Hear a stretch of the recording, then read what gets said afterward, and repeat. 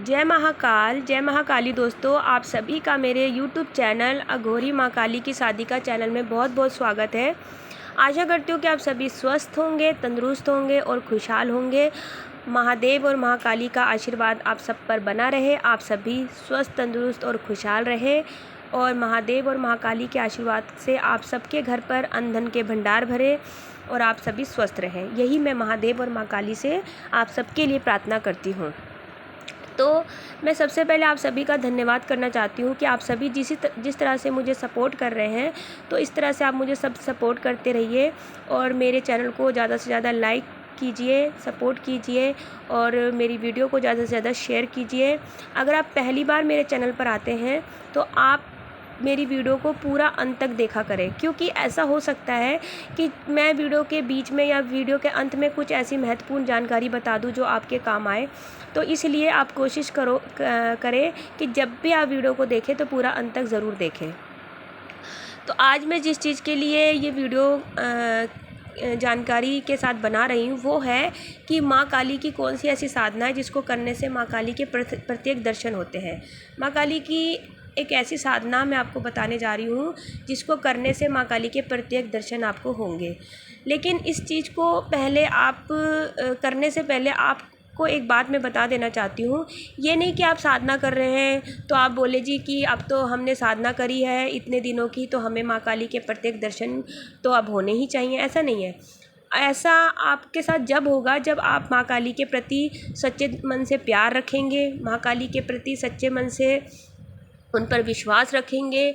आपको सबसे पहले क्या करना है, आपको माँ काली को सच्चे दिल से पुकारना है, माँ काली को सच्चे मन से प्यार करना है। जिस तरह से आप अपनी माँ से प्यार करते हो उसी तरह से माँ काली से प्यार करना है और माँ काली के प्रति प्रेम रखना है, भरोसा रखना है, विश्वास रखना है और माँ काली को आपको दिल से पुकारना है। ठीक है, तो आपको करना क्या है, अब आइए मैं आपको बताती हूँ वो कौन सी साधना है जिसको करने से माँ काली के आपको प्रत्येक दर्शन होंगे।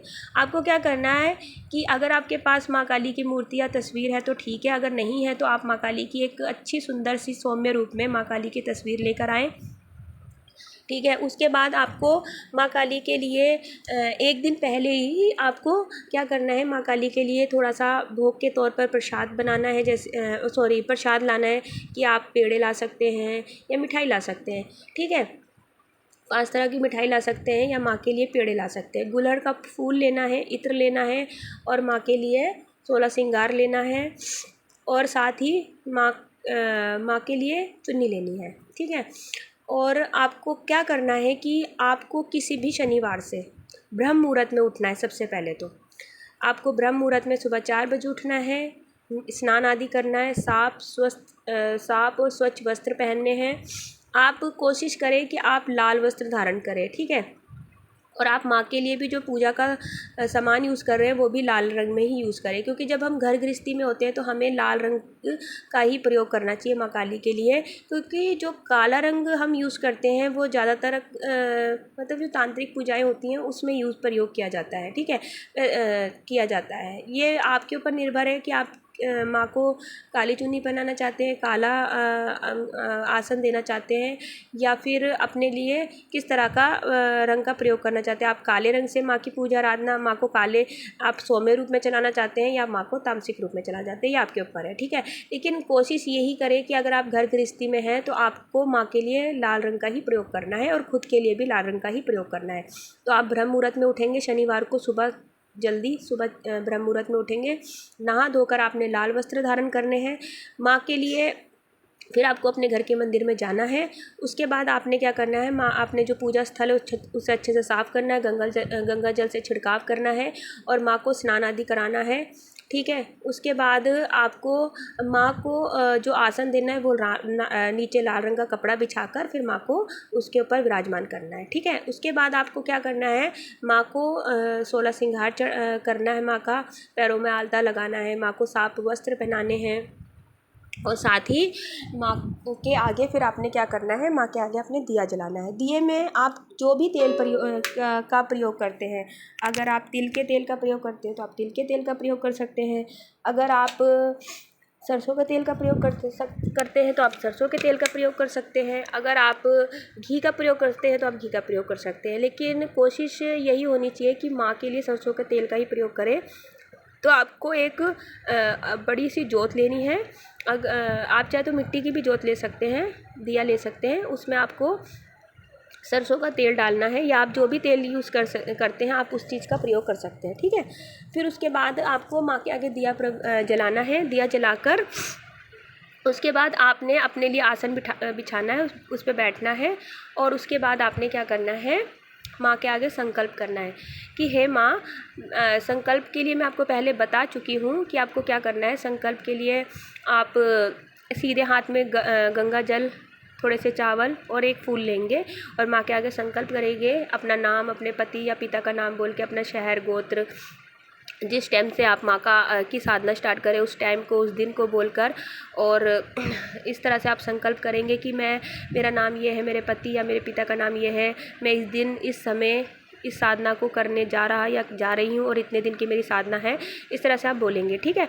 और फिर उसके बाद आप बोलकर ये जो आपने संकल्प का जल लिया था ये आप नीचे धरती पे छोड़ देंगे, ठीक है। उसके बाद आपने संकल्प में ही साथ साथ बोलना है कि मैं इतने दिन ये साधना करूँगा या करूँगी और इतनी माला का जब भी मैं करूँगा या करूँगी, ठीक है। इस तरह से आपने संकल्प में ही बोल के वो जल को नीचे छोड़ देना है। फिर उसके बाद आपने क्या करना है कि आप जिस भी दिन की साधना, जितने भी दिन की साधना कर रहे हैं आप, 21 दिन, 11 दिन, 21 दिन, 51, 108, जितने भी दिन की आप साधना कर रहे हैं उतने दिन की आप साधना में आप उतने कितने माला आप जप करना चाहते हैं, 11, 21, 51 या 108, ये भी आपने संकल्प में बोल देना है और उस जल को छोड़ देना है, ठीक है। फिर आपको माला जप करनी है, ठीक है।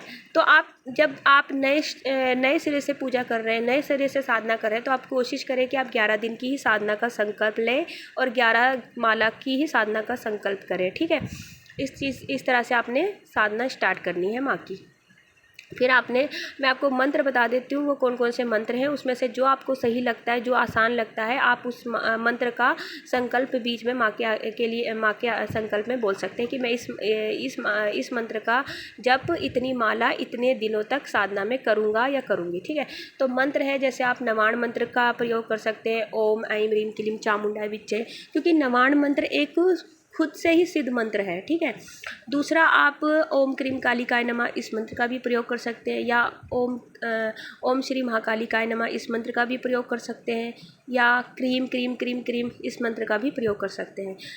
अगर मंत्र बड़ा है तो आप 11 माला ही जप करें, अगर मंत्र छोटा है तो आप 21 माला कर सकते हैं, ये आपके ऊपर डिपेंड है, ठीक है।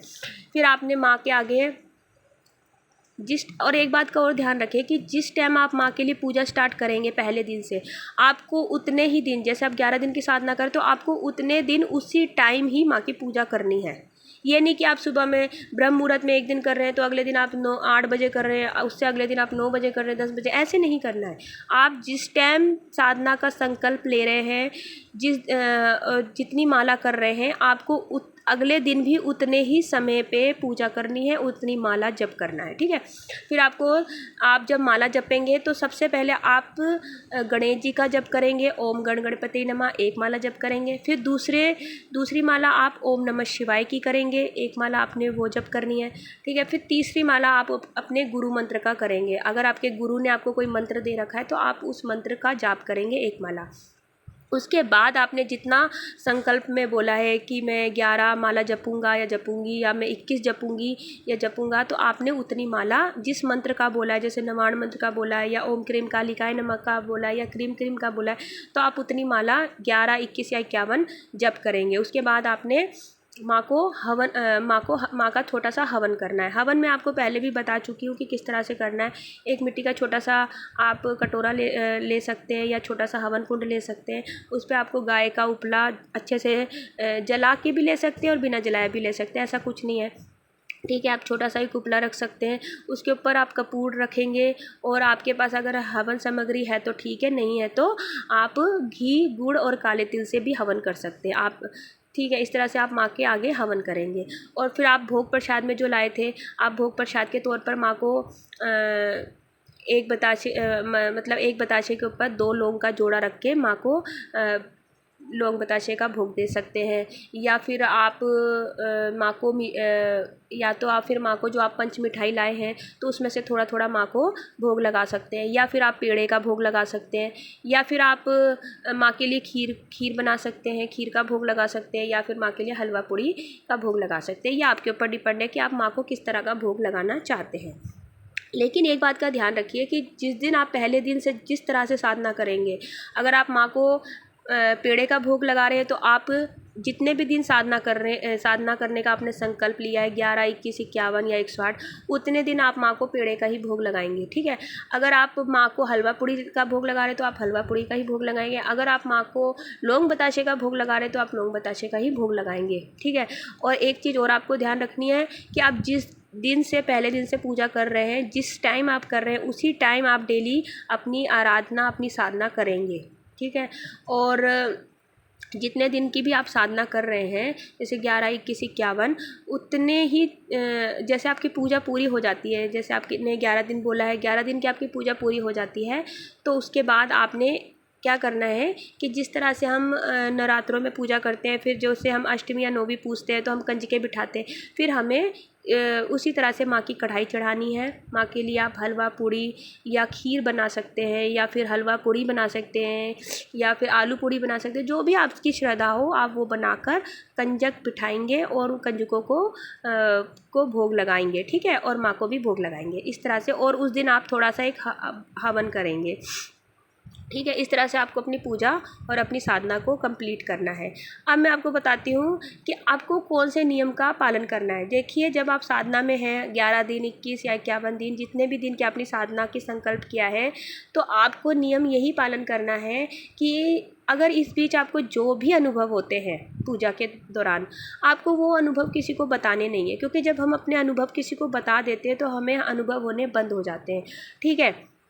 साथ ही आपको झूठ नहीं बोलना, किसी से छल कपट नहीं करना, किसी के लिए मन में कोई बुराई नहीं रखनी, और कोशिश कीजिए कि जिस टाइम आप साधना में हैं उस टाइम आप किसी को गलत ना बोलें, और आप कोशिश करें जिस भी मंत्र का आपने संकल्प में बोला कि मैं नवाण मंत्र का जप करूँगी या करूँगा, या मैं ओम क्रीम कालिकाय का जप करूँगा या करूँगी, या मैं क्रीम क्रीम क्रीम का जप करूँगा या करूँगी, तो आप पूरा दिन अपनी पूजा के बाद भी मंत्र का मन ही मन उच्चारण करते रहिए। माँ के प्रति ज़्यादा से ज़्यादा ध्यान रखिए। ये नहीं कि आप ने पूजा का आधे घंटे पूजा की, उसके बाद आप लग गए जी अपने काम धाम में, ऐसा नहीं होता। आप अगर साधना में है तो साधना में रहिए। और तीसरी बात ये है कि आपको दिखावा नहीं करना। आपको लोगों को ये दिखाना नहीं है कि जी मैं पूजा में हूँ, साधना में हूँ, इस तरह से आपको दिखावा नहीं करना। ठीक है।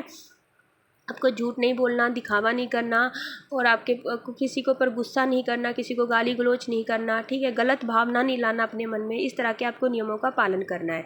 ठीक है। और जो मांस मदिरा होती है उस सबसे परहेज रहना है। ठीक है।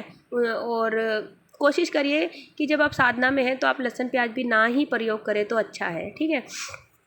तो इस तरह से आपको अपनी साधना कंप्लीट करनी है।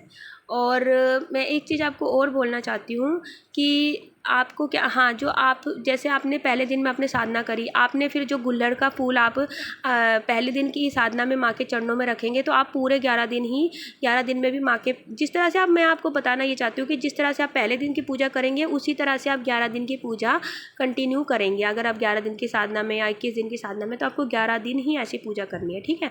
अगर आप माँ को चुन्नी तो एक पहले दिन में आपने चढ़ा दी, फिर 16 श्रृंगार भी आपने पहले दिन में पूजा में चढ़ा दिया। ठीक है।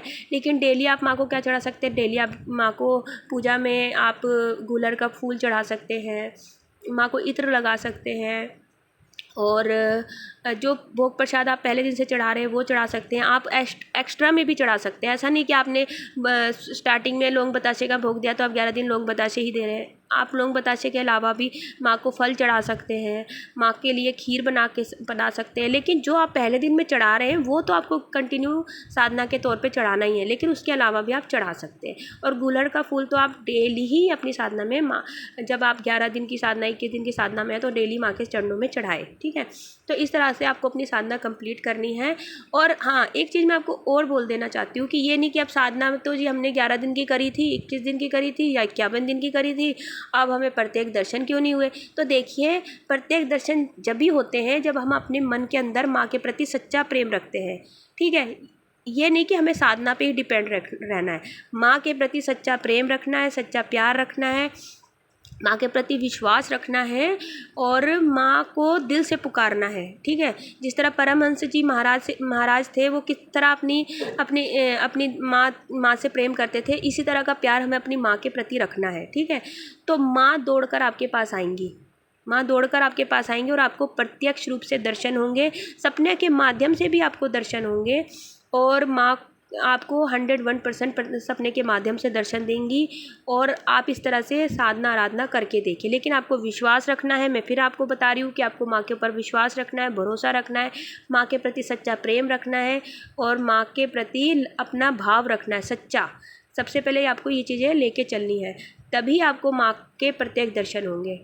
तो आशा करती हूँ कि आपको मेरी बताई हुई जानकारी अच्छी लगे और आप ज़्यादा से ज़्यादा मेरी वीडियो को लाइक शेयर एंड कमेंट्स करें। और जिस तरह से आप मुझे सपोर्ट कर रहे हैं, इसी तरह से आप मुझे सपोर्ट करते रहिए। मैं अच्छी अच्छी जानकारी आपके लिए लाती रहूँगी। जय महाकाल, जय माँ काली।